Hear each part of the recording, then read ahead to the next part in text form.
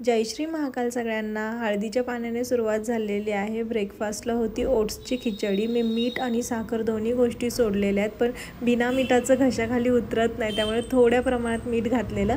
दुपारच्या जेवणात छोले सॅलड होतं। त्यानंतर 4 वाजता भूक लागली होती, त्यामुळे तुपात रोस्ट केलेले मखाणे दुधात भिजून खाल्लेत आणि ड्रायफ्रूटचा लाडू होता। 4 वाजताचं स्नॅक्स झाल्यानंतर आपण मृत्युंजय कादंबरीमध्ये पाहिलं की कर्ण रागाच्या भरात निघून गेलेला आहे, त्याला राग अनावर झालेला आहे। सतत सगळेजण मला सूतपुत्र का म्हणतात, सूतपुत्र म्हणून मी जन्माला आलो, ही माझी चुकी आहे का?